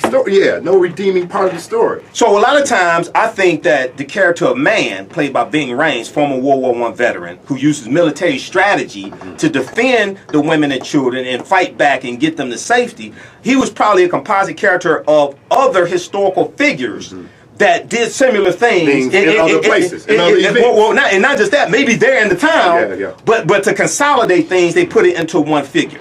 You know, so this is what happens with these movies. Okay, that's right. Let's see. Okay, let's go quickly to Andrea, and then we'll let you get out of here. Andrea, thanks for calling. Welcome to the African History Network show. Thanks for holding. Tell us where you're calling from, Andrea. From where? And I basically just wanted to. Where you calling from? I think go to Harriet, New Jersey. Okay, New Jersey. Go ahead. And I basically wanted to hear about this because I want to know about the film. And I did go to a museum where they kind of like show this kind of thing. So I wanted to see how accurate everything was. Sure. And I'm going to give you some more articles, so keep listening and write down these articles. Go ahead, sister. Okay. And basically one day, we ended up, somebody, I was wondering because I work at some charge service, and one of my clients actually started talking about the film. And I was telling her about the historical figures that they have in. Repeat your question again. Repeat your question. There's some distortion in the background. Repeat your question again. Okay, well, basically, because I work as a massage therapist, and one of my clients, one day we actually had a discussion about Harriet Tubman and the Underground Railroad, because her and someone, we, like, when we go in family reunions, we usually go to, like, a historical museum. Okay, when you go to family reunions, you usually go to a historical museum. Okay, go ahead. Yeah.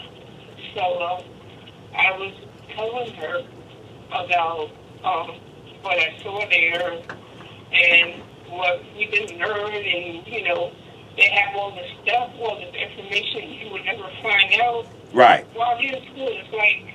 Which museum did you go to? Which museum did you go to? It was, I can't even think of the name, but it was in Lancaster. It wasn't in Lancaster, but it was. In Atlanta? Pennsylvania. No, it was in Pennsylvania. Pennsylvania? It's a place right now, but they have lots of different things. And Okay. So. Okay, absolutely. And we need to go support these museums like the Charles H. Wright Museum of African American History. That's right. Despite the problems that they have. That's right. All right, Andrea. All right, thanks for calling, sister. Go ahead, Jomon, with your final statements. All right, so one of the things that films like this do, and Selma did it, and Hidden Figures did it, and Rosewood did it, and Malcolm X did it, is it creates a fervor. And the movie where Denzel plays the brother that got out of prison, who was He Got Game? No. It's a film about a boxer. He's a boxer. The Hurricane. Reuben Hurricane Carter. Yeah. And I never knew about Hurricane before that movie. One thing that these films do, none of them are 100% historically accurate. Right. But one thing these films do, it creates a fervor for us to go research these people. Exactly. And research these events. And there comes out a flurry of articles, a flurry of documentaries, a flurry of specials that tell more of the true history. So even though the film is not 100% accurate, people are going to find out way more information about Harriet Tubman than they knew otherwise. Because once a film comes out, it creates this clamor for information. You can go visit the Harriet Tubman Underground Railroad Visitor Center. Right. It is it's part of the National Park Service. It is located in Maryland, in Church Creek, Maryland. And it opened just a couple of years ago. And I would advise everybody to go there because there's information at that museum, that visitor center about Harriet Tubman that you're not going to see in other museums. Right. Not even at the Smithsonian National Museum of African American History and Culture are they going to have as much history and information about Harriet Tubman as they have at the Harriet Tubman National Visitor Center. And I want you to let people know about the tours you give. When people talk about the black bounty hunter, black slave catcher, being the villain and things like that, well, one, you dispelled that myth. The main villain. No, that's not true. Two, to me, What I take away from that is that's an example of what happens to sellout Negroes, right? Yeah. Who are hired by their oppressor to do harm to their own people. Wow. They get done in by the oppressor. Wow. That's an example. See, in all the criticism, I never saw anybody make that analogy. You know, like look what happened to Omarosa. She got dragged out the White House. see, this is what happens when they get their wake up call. That's an example. He got the ultimate wake up call, or he ain't gonna wake up. That's what happened to him. Let people know about the tours you give, brother. All right, so yes, I am Jamon Jordan. I'm the historian and tour leader for Black Scroll Network History and Tours. I lead tours dealing with African American history. I also give lectures dealing with African American history in and around the city of Detroit. You can find my tours by going to Black Scroll, like a scroll of paper, Scroll Network.weebly, WEEBLY.com. Black Scroll Network.weebly.com. You can also go on Facebook. We have a Facebook page, Black Scroll Network History and Tours. Black Scroll Network History and Tours. You can see our public tours. You can also contact us by either of those, our website or our Facebook page, and our email address is on both. My email address is on both of those sites, the website and the Facebook page. You can contact us about booking a tour for your church, your school group, your work, your youth group, your family reunion. We lead all of those tours. We lead walking tours, bus tours, but our tours focus on African American history. So if you want to do a tour about the Underground Railroad in the city of Detroit, we do those tours. If you want to do a tour about Motown, we do those tours. You want to do a tour about civil rights in the city of Detroit, we do those tours. If you want to do a mixture, some civil rights, some Underground Railroad, and some Aretha Franklin and Motown, we do those tours too. You can contact us by either of those email addresses. I am also the president of the Detroit chapter of the Association for the Study of African American Life and History, ASALH. And that organization was founded by Dr. Carter G. Woodson in 1915. The Detroit chapter meets on the second Sunday at 3 p.m. at the Charles H. Wright Museum. The second Sunday at 3 p.m. at the Charles H. Wright Museum. Come join us at our meetings to find out more about what we do. Thank you. All right, Jomon, thank you. All right, everybody. Now, what I'm going to do is the other topics I was going to talk about, we ain't going to deal with this. We're going to stay right here on this. I got more information to give you, more articles, more myths to dispel. And then I will play the lecture I gave last week in Richmond, Virginia. That's only 13 minutes. Okay, stay tuned. You listen to the African History Network show, 9:10 a.m. the Superstation, the Future Radio. I'm Michael Imhotep. We'll be back in a few minutes. Right. Okay, man. Thank you, brother. I appreciate you. All right, man. Always. Yep. Peace. All right, guys. Stand by. We'll be back in a few minutes. If you want me to do a presentation for your group or organization, email me at customerservice@africanhistorynetwork.com. Customerservice@africanhistorynetwork.com. Okay. We can set this up. If you want me to speak at your Kwanzaa event, all right? Because the Charles H. Wright Museum, they're only doing Kwanzaa one day. They're doing the first day Umoja, so I'm going to be out of the state. Okay, speaking. When we come back from the break, I'm going to give you more articles. Read these articles. Share these with your children. Have your children, when I was in school and we had, like in my world history class, we would have current events. So we could bring in articles about current events, things like this, and share with the class. Have your children take some of these articles dealing with the real history of Harriet Tubman into the class, all right? We'll be back in a few minutes. Also, if you like this type of information, you can donate to the African History Network. PayPal.me/the AHN Show. PayPal.me/the AHN Show. Or at our website, AfricanHistoryNetwork.com. And also, we have Hidden Colors 5 available at our website also. For each copy of Hidden Colors 5 that you purchase, you'll get three digital downloads of my lectures also. Okay? Hidden Colors 5, The Art of Black Warfare. Available right now at AfricanHistoryNetwork.com. All right. Stand by, everybody.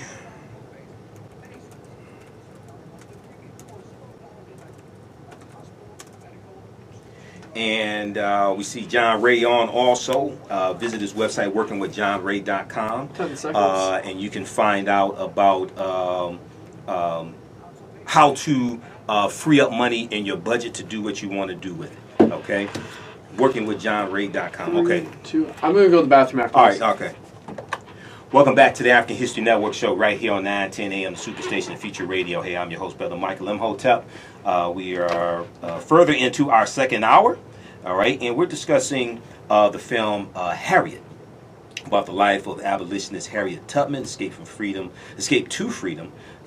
slavery in 1849. The movie has sparked controversy. It did $12 million this weekend. We just had historian Jamon Jordan on to talk about the film. He saw the movie. I haven't seen the movie. I read a lot about it, a lot of accurate information about it. One. Two, a lot of historical information about Harriet Tubman. I have more articles to share with you. So the topics I was going to talk about, I already did a Facebook Live broadcast and YouTube video dealing with Black Women's Equal Pay Day, okay? I'll give you a couple articles dealing with that. Go watch those videos. Follow me on YouTube, Michael Imhotep, I-M-H-O-T-E-P. Go watch that video. I did almost an hour. We'll try to squeeze in a little bit information about John Conyers, and I'll have to do a separate broadcast dealing with the new study about all living people having a common ancestor, an African woman from Botswana 200,000 years ago. All right, now, before the break, I was talking about the article, Harriet Tubman, Facts and Myths, How the Movie Tried to Get It Right. And let's see here if there's anything else I want to share from that article, because I have all this stuff. I was up late last night reading through all these articles. So one of the things they talk about here, and this was written by Robert Ito, okay, October 23rd, 2019, New York Times. So the film depicts Harriet Tubman leading a military raid. That was the Combahee River Raid, June 2nd, 1863 in South Carolina. Let's see. Oh, one of the important things, and Jomon didn't mention this, but one of the important things in this movie also at the beginning, the filmmakers included several lesser-known episodes of Harriet Tubman's life, including one episode that opens the film in which a young Harriet Tubman hires an attorney to examine the will of her mother's former master, only to discover that her mother and hence herself were legally free. If there were cases of African Americans hiring attorneys and suing for their freedom, one of the most well-known cases is of Elizabeth Freeman, also known as Mum Bett, B-E-T-T, I think is how it's spelled. Elizabeth Freeman, and this was in Massachusetts, right around 1780. Okay, and she now Massachusetts was was this Massachusetts? Yeah, is right around 1780. Okay, and she found out about a clause in the state constitution of Massachusetts. History.com has a good article about this. And she hired an attorney and sued and got her freedom. Meet Elizabeth Freeman, the first enslaved woman to sue for her freedom and win. History.com, April 3rd, 2019. Nearly 80 years before the Dred Scott decision, a midwife used the Massachusetts Constitution to fight for her liberty. Okay, so we're going to see cases like this. Now, of course, this wasn't the norm, but you're going to have these cases like this where African Americans are going to sue for their freedom and win. In 1780, the proclamation, "All men are born free and equal," rang out from the central square in the small town of Sheffield in western Massachusetts. The line was from the state's newly ratified constitution, read aloud from a proud public to hear. Read aloud for a proud public to hear. America's war for independence was raging, and like the rest of the burgeoning country, the town was gripped by revolutionary fear. But one woman who heard it, was not inspired. She was enraged. Elizabeth Freeman, then known only as Bett, B-E-T-T, was an enslaved woman who understood the irony in the declaration right away. All men are born free and equal. As she watched the men around her declare freedom from oppressive rule, it only stood to reason that she should do the same. Okay? So Elizabeth Freeman marched, by some accounts, immediately to the house of Theodore Sedgwick, S-E-D-G-W-I-C-K, a prominent local attorney, and demanded a dramatic accounting for the hypocrisy. She wanted to sue the state of Massachusetts for her freedom. She said, I heard that paper read yesterday that says all men are born equal and that every man has a right to freedom. I am not a dumb critter. Won't that law give me my freedom? Okay, so she hires him and she sues and she wins her freedom. Okay, this is the first case of that. To read this article here from History.com. History.com is the official website of the History Channel. Meet Elizabeth Freeman, the first enslaved woman to sue for her freedom and win.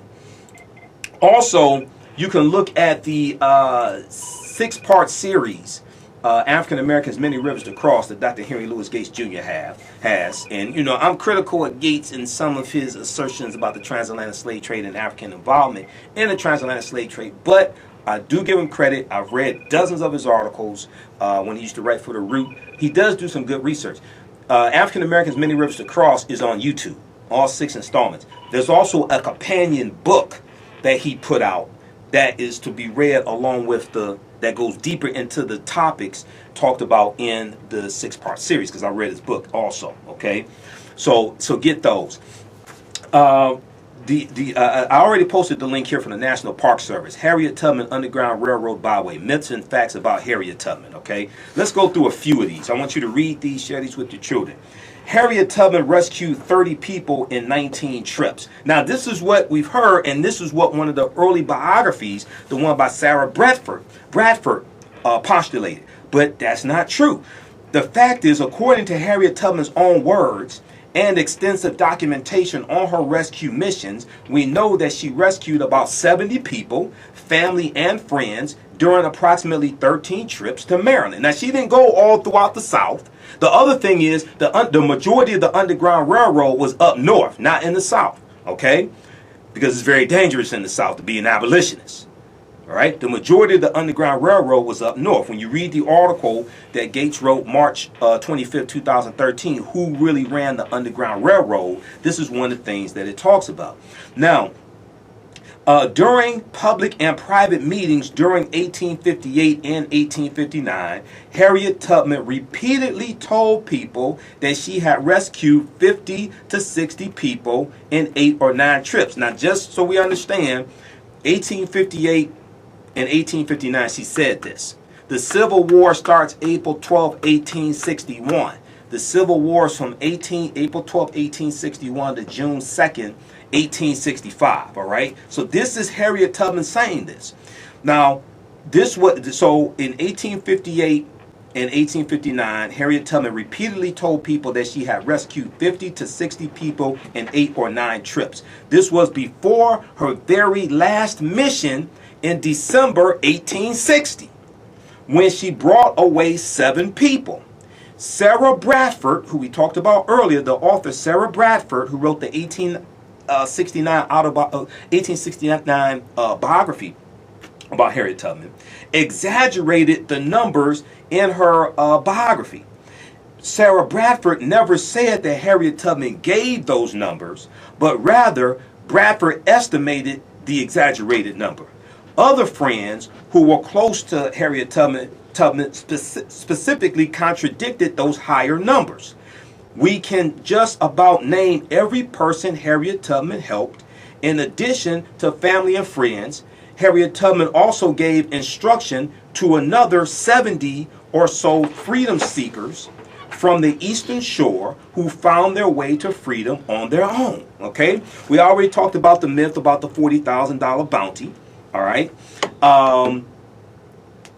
Another myth is Harriet Tubman rescued people all over the South using the Underground Railroad. That's not true. One, the majority of the Underground Railroad was not in the South. Not this one. This Underground Railroad that we talk about, the most popular one, this was formed in 1831. This is formed toward the end of, chattel slavery. Now, you're going to have another Underground Railroad that runs through Texas. Okay? Texas gets its independence from Mexico in 1836. There was an article, and I did a broadcast dealing with this some months ago. There's another article from History.com that deals with the Underground Railroad that ran through Texas. And it's estimated that 5,000 to 10,000 people would go from Texas into Mexico after Mexico gains their independence, and Mexico outlaws slavery. So Mexico gains their independence, I think it's about 1828, okay? And you're going to see Africans running into Mexico.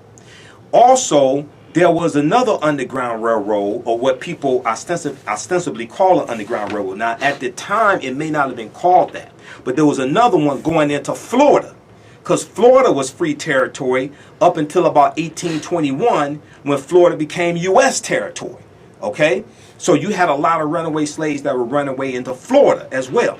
So the History.com has an article, The Little Known Underground Railroad That Ran South to Mexico.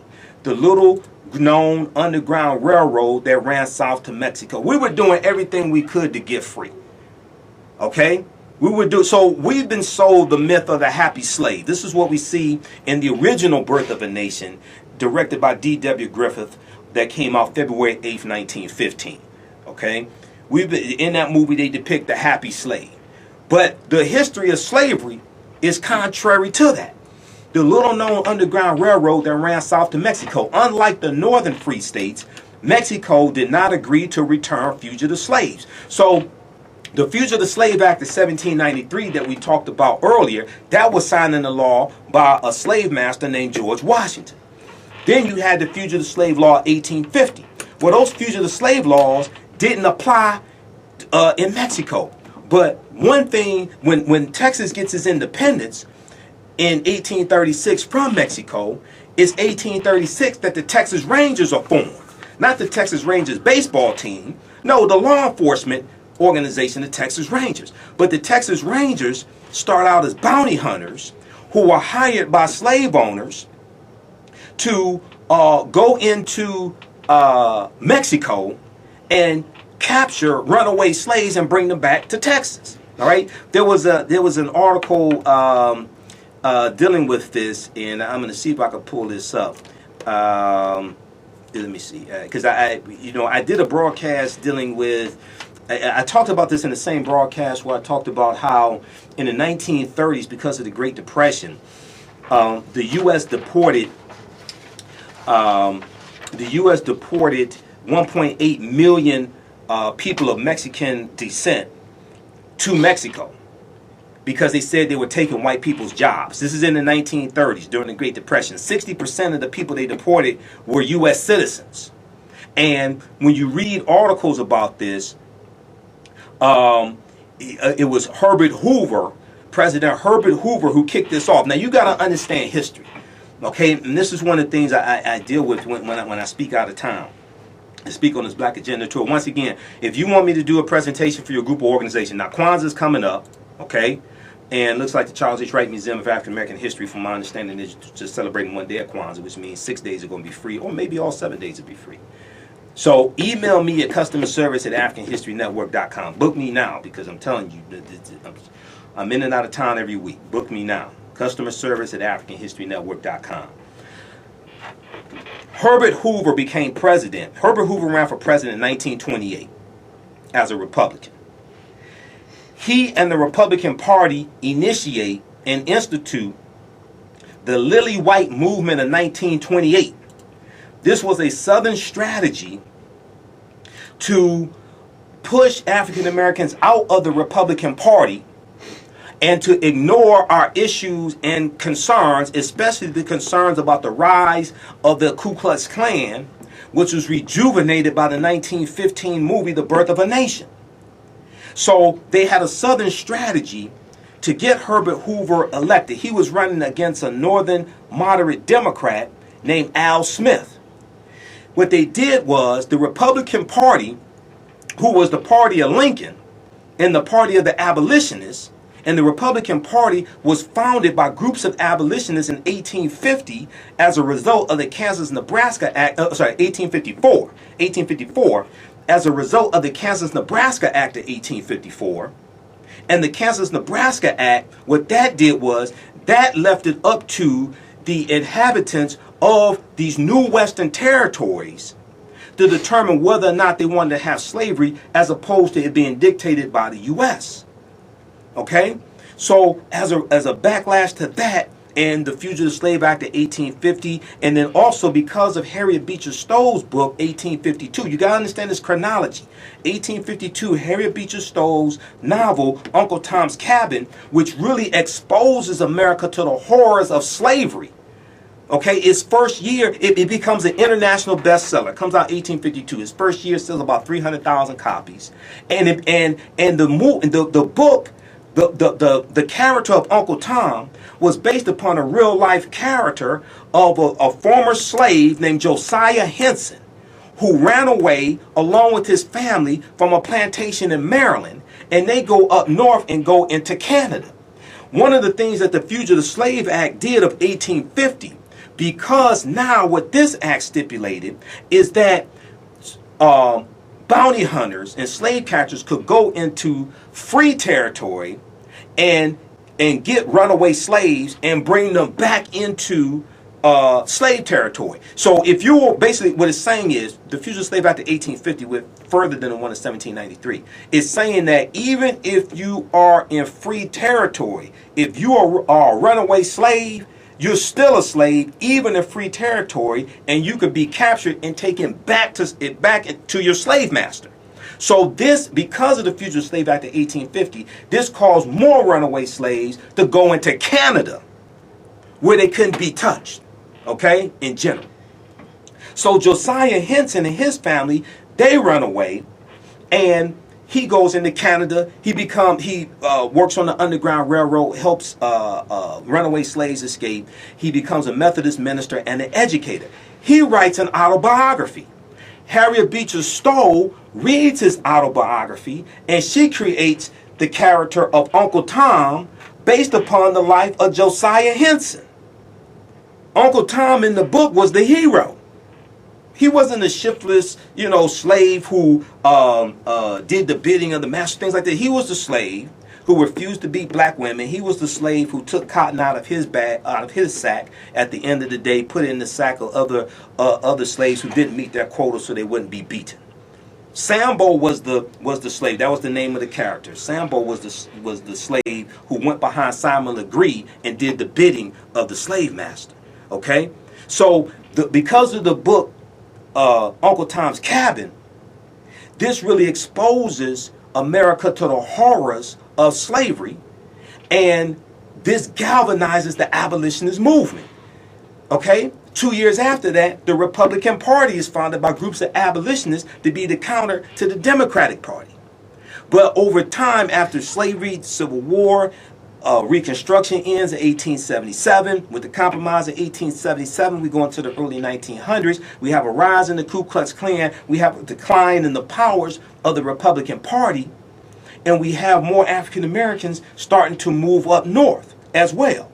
Okay? 1915 is the beginning of the Great Migration. So the needs and concerns of African Americans are being ignored. So we go into 1928.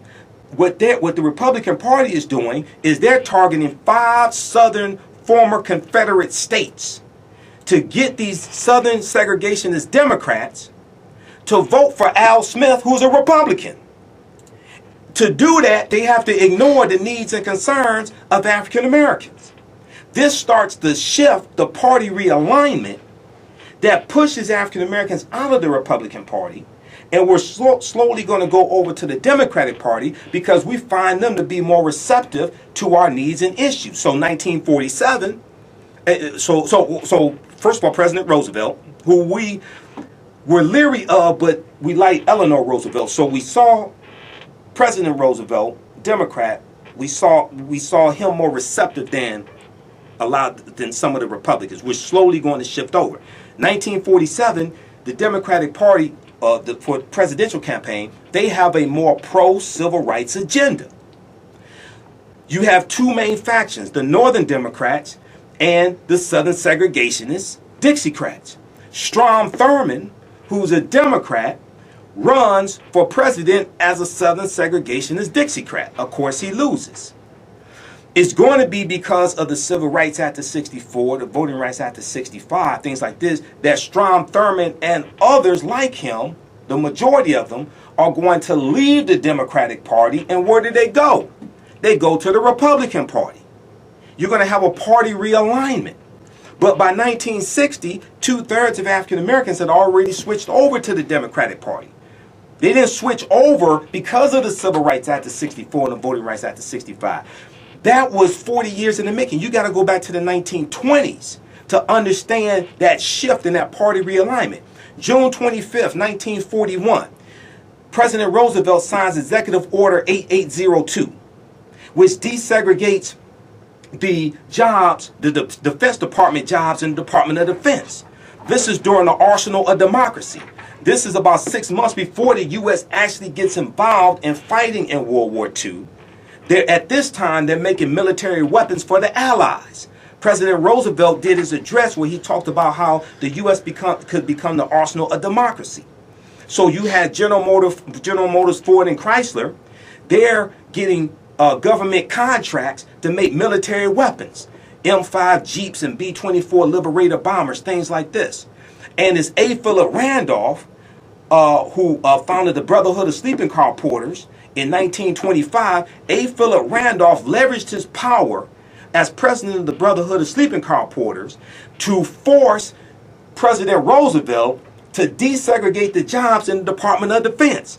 A. Philip Randolph threatened to put 100,000 African Americans marching on Washington, in Washington, D.C., to embarrass Roosevelt if he did not desegregate those jobs. So many African Americans moving up from Mississippi and Alabama and Tennessee, moving up to Detroit, moving up to other cities, working in the, getting jobs in the Department of Defense, and moving into the middle class. That's because A. Philip Randolph leveraged his position with the Brotherhood of Sleeping Car Porters to push an agenda. Okay, so we saw that the Democrats were more receptive, not perfect, but over time we're seeing them being more receptive to our needs and concerns. Did we get everything we wanted? No, we didn't get everything we wanted. But we're being pushed out of the Republican Party, increasingly ignored in the Republican Party. This was about us pushing an agenda, us pushing a political agenda. That's why that happened. We have to study that history. Okay, there was an article from House.gov that deals with party realignment. I've done a 3-hour lecture dealing with this also, by the way. So that's how I understand this, because I had to do the research. But there's a good article from House.gov that deals with party realignment. What's House.gov? The official website of the House of Representatives. They have a whole history section there. All of my DVD lectures are available at our website, AfricanHistoryNetwork.com, AfricanHistoryNetwork.com. We also have them on digital download, a lot of them on digital download. We have a current bundle. So we have a weekend sale. We have a current bundle pack also, 6 DVD bundle pack, 6 digital download bundle pack, Black Migration 1619 to 2019. It includes my presentation on Black migrations, which was this year's theme for African American History Month, by the way. There's an annual theme each year for African American History Month. And Black migrations was this year's theme. A lot of us don't know there's an annual theme. So we'll post a link here once again for that, and it's also available at AfricanHistoryNetwork.com. And we have this 6 DVD bundle pack in digital download format. All right, so I'm going to give you a couple more of these articles, and then we're going to go to this the video of my presentation that I did in Richmond, Virginia. Another good article, Harriet Fact Check. Harriet Fact Check. How accurate is the new movie about Harriet Tubman? This is from USA Today. Harriet Fact Checked. How accurate is the new movie about Harriet Tubman? Does Donald Trump know that Harriet Tubman is dead, or does he think Harriet Tubman is still alive, like he thinks Frederick Douglass is still alive? I'm just curious. Is Donald Trump going to invite Harriet Tubman to the White House? I heard your movie did really good this weekend. Can we get Dr. Ben Carson? Can we get Harriet Tubman to the White House? Just, can we get it? We're gonna bring Candace Owens and all these other, because Harriet Tubman was a Republican, so we're gonna get all these black Republicans wearing MAGA hats, and we're gonna invite Harriet Tubman and Frederick Douglass to the White House. Wouldn't that be great? Wouldn't the blacks love me if I did that? Well, don't you think the blacks would love me if I did that? Okay. He's dumb enough to do that too. All right, 5 myths about Harriet Tubman. 5 myths about Harriet Tubman. This is from April 22nd, 2016. This is by Kate Clifford Larson, who is the author of the book about Harriet Tubman, Bound for the Promised Land, Harriet Tubman, Portrait of an American Hero, and she was a consultant and advisor on the film Harriet also. And then, let's see, what's this other article here? Oh, this is another good one. This is from History.com. After the Underground Railroad, Harriet Tubman led a brazen Civil War raid. After the Underground Railroad, Harriet Tubman led a brazen Civil War raid. Okay, let's go to this. This is the presentation I did at the Pan-African Unity Festival in Richmond, Virginia. Was this last weekend, whatever date that was, October 27th. I'm dealing with black migrations, Dr. King, Malcolm X, a whole bunch of other stuff. Let's go to this clip. Turn up in here. We're going to bring up Brother Michael Imhotep.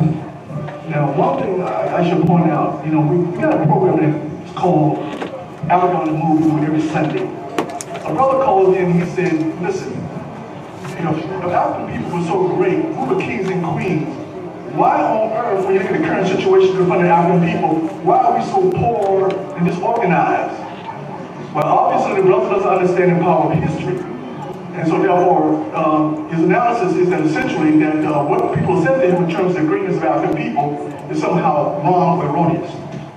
So today, to clarify the importance of history, we got a brother all the way from Michigan. This brother is powerful. Listen to every word he has to say. Without further ado, please get your hand up for Michael Imhotep.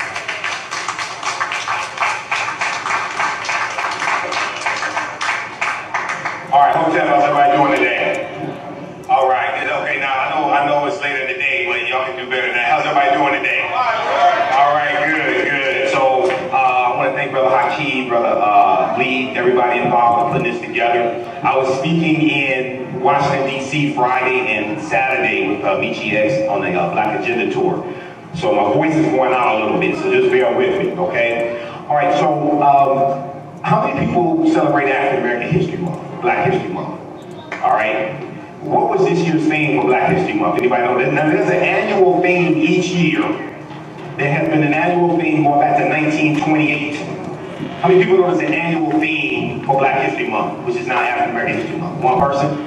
Okay. So this year's theme, at the same time, this year's theme was Black migrations. Black migrations, okay? And not just dealing with the migration or the forced migration of African people during the transatlantic slave trade, and dealing with 246 years of slavery in this country, from 1619 to 1865, but also dealing with the Great Migration of 1915 to 1970, where you have 6 million African Americans migrated from the South up north and out west, which totally changes this country. So the professor who just spoke, he talked about the New York Times project, the 1619 project, and I've done some presentations dealing with this. So for those that are not familiar with me, I'm Michael Imhotep, host of the African History Network show, founder of the African History Network. I'm a talk show host, researcher, lecturer, writer, and historian. Be sure to come visit my table over there, have my DVD lectures that I've done dealing with our history. So this year's theme is Black migrations. The theme is not just to be celebrated and commemorated for the month of February, it's to be studied all year round, all right? So that theme ties into today's theme, which deals with 400 years as well, and deals with Pan-Africanism, okay, and we have to unite or perish. So, very quickly here, this 400-year anniversary of August 20th, 1619, in Hampton, Virginia, not Jamestown, at Point Comfort, okay? But in 1619, when those 29 Africans come in on the English pirate ship called the White Lion, codified slave laws did not exist in any of the 13 colonies in 1619. How many people know this? Codified slave laws did not exist in any of the 13 colonies. The first British colony in this land that had codified slave laws was Massachusetts in 1641. They come to Virginia in 1661. Okay? Those 29 Africans will be put into a form of indentured servitude. Okay? Why y'all looking at me like I'm crazy? Read Before the Mayflower by Ronald Benton Jr. He breaks this down in chapter 2. The whole way this thing evolved is not how we think it actually happened. The whole way it happened is not how we've been taught that it happened. Okay? Now, 1526. How many people saw you all saw a lot of talk about 1619, right? I saw the MSNBC, CNN, we saw articles, we saw Republicans giving backlash to, Newt Gingrich was talking about it was racist for them to do this, all type of stuff like that. He didn't say it was racist for what was done to us. He said it was racist for them to report about what happened to us. Check that out. But how many people heard about 1526? 1526 in the territory today called South Carolina, where the Spanish were taking Africans into South Carolina and enslaving them 93 years before Jamestown, Virginia. Nobody know about that? Oh, you ain't been watching you haven't been following the African History Network, okay? Not only that, 1513, Juan Garrido comes into Florida with the Spanish conquistador Juan Ponce de Leon. Juan Garrido's from West Africa, born in West Africa in 1480. Dr. Henry Louis Gates Jr. talks about him. How many people saw the 6-part series on PBS, African Americans Many Rivers to Cross in 2012 that Gates did? Okay? I ain't a big fan of Gates, but he does do some good work, okay? He talks about Juan Garrido. He wrote an article for TheRoot.com, as I read dozens of his articles when he used to write for The Root, called Who was the First African American? This deals with the first African that we know of in this land by name. Juan Garrido, 1513. We go back tens of thousands of years before that. How many people familiar with Dr. David Imhotep, who wrote the book, The First Americans for Africans, Documented Evidence? Anybody familiar with that? He's a friend of mine. I've interviewed him 13 times. I just interviewed him August 21st, 2019 to deal with this 400-year anniversary, but also deal with the African presence in this land going back at least 51,700 years ago, who were the Khoisan. In the territory today called South Carolina, the Khoisan come from southern Africa. They're the ancestors to the Ainu and the Twa. They go all around the world. They have the oldest DNA on the planet. They were here. They built pyramid mounds up and down the Mississippi River. If you read his book, he breaks all this down. His book has 713 footnotes backed up by 7 peer-reviewed articles.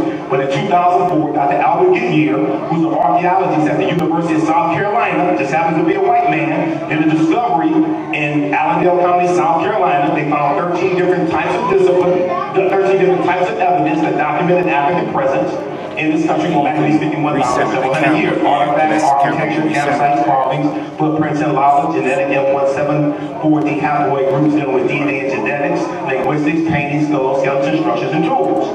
Okay? This type of information is being suppressed. Because, see, people understand that if African people understand that this was actually our land stolen from us, and we were here before Native Americans came into existence, you would have a total paradigm shift. So the truth has to be suppressed. The truth and the lie can't coexist in the same space at the same time. All right, so I said that to say this.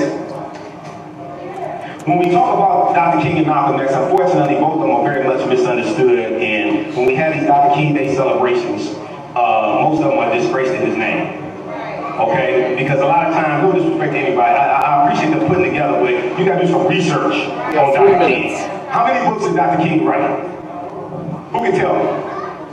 I mean, okay, I'm 48. Who is here older than 48? Just curious. I'm just curious. All right, okay. So, Dr. King wrote 5 books, all right? His last book is probably his most important book. Where do we go from here? Chaos and Community. Wrote in 1967, okay? Now, when Malcolm X meets Dr. King, March 26, 1964, okay? Malcolm tells Dr. King, I'm throwing all of my effort into the heart of the civil rights movement. How many people do this?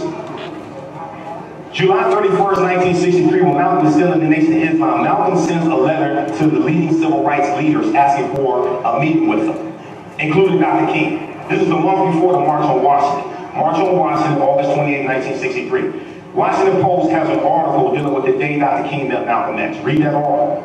It breaks all this history down. Okay, they distorted the legacy of Malcolm, the legacy of Dr. King. These brothers have mutual respect for each other. They did not hate each other.